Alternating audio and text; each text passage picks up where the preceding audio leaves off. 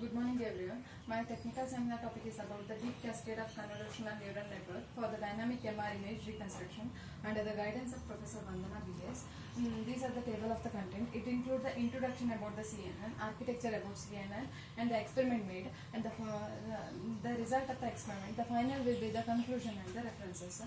And this is about the introduction. First we have to know about what do you mean by the convolutional neural network or a CNN. Convolutional neural network is a type of artificial neural network and it is mainly used in the image recognition purpose and the image processing, and that is specifically designed to process the pixel data. Advances in deep learning, they propose a framework for to reconstruct the dynamic sequence of cardiac MR image from the undersampled data, that will to accelerate the data acquisition process.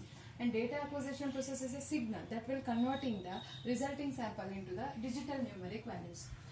This is also about introduction. Using compressor sensing, images can be reconstructed from the subnequist sampling. First, the images should be compressible. Then there must be the incoherence between the sampling and the sparsity domain.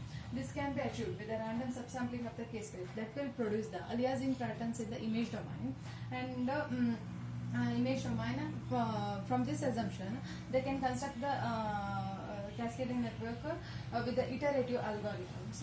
And this is about the problem formulation. This image is an example from the image acquisition with the Cartesian undersampling. The first image is a ground truth sequence that is fully sampled in the case space, that is shown in the xy and the yt axis, and the second image will be the Cartesian undersampling mask that will acquire the 1/12 fold in the samples, and the white line indicate the sample lengths, and the third image indicating that the zero field reconstruction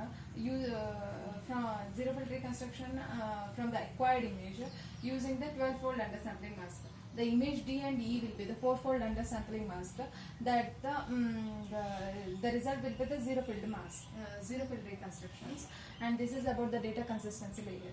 The Fourier encoding of the image reconstructed by the CNN. Here the SCN of J means the entry at the jth index in case space. S record of J is initially unknown. That is why if J is not equal to omega, therefore they are taking the value from the predicted value from the CNN, that is the J equal to the omega. Then they make the linear combination between both the predicted CNN and the original measurement. That's why this operations is known as the data consistency layer, because the entry is unknown means J is not equal to omega. If entry is already sampled means J equal to omega. There are two steps in the case spaces. There will be the forward pass and the backward pass. In forward pass, here lambda is a diagonal matrix of the form, and in the data consistency is decomposed into the three operations. The one will be the Fourier transform F, and the data consistency FDC, and the inverse Fourier transform FH. The data consistency FDC will perform the element wise operations. While combining these three operations, we can obtain the forward pass of the layer. And next will be the backward pass. The Jacobian of the DC layer with respect to the layer input X is therefore given by, and this formula, and that is the inverse of the Fourier transform and the lambda of the Fourier transform. Here we are accommodating the complex nature of the data with the real valued data in a dimensional space that is twice as larger. And this is the data sharing approach. This is the illustration of the data sharing approach. N adjacent means the n adjacent frames at the case spaces, and n adjacent equal to 0 means 0 filled n adjacent frames at the case space. N adjacent equal to 1 means 1 filled n adjacent frames at the case space, similar to the n adjacent equal to 2. And if any change in the image content that is relatively small to the adjacent frames, and neighboring frames will capture the similar informations. And if more than the one frame within the range means if the samples are if more than one frame within the same locations, the samples will be the same location. They will take the weighted average of the samples. Here they are trying to fill the missing case spaces in frame T, and for each frame T they are considering all the frames from P minus n adjacent to T plus n adjacent. And this is the architecture of the CNN. Here they are using the two channel sequences of cascading network. The channel will store the real and imaginary part in the in the image domain. If it has ND-1 3D convolution layer, then if it has ND-1 3D convolution layer, then it is followed by the rectifier linear units. That is the cascading non-linearity. and here they are using the kernel k equal to 3 and the number of the files nf equal to 64. The final layer of the CNN model, that is the conversion layer, that is the C record. Here the C record using the kernel k equal to 3 and the number of the files nf equal to 2 and finally they are forming the cascading network with the help of the DC layer. For this DC layer will take the input from each subnetwork and produce the images, and this network will be used for helpful for the 2D image reconstructions. And these are the experimental setup. It has 4 steps. That will be the dataset, undersampling, data augmentation, and the evaluation methodology. The dataset, here they are taking the cardiac MR dataset that consists of 32 channel with the sampling matrix of the size 192 cross 190. In the undersampling, they are taking the Cartesian undersampling with one fully samples frequency k space.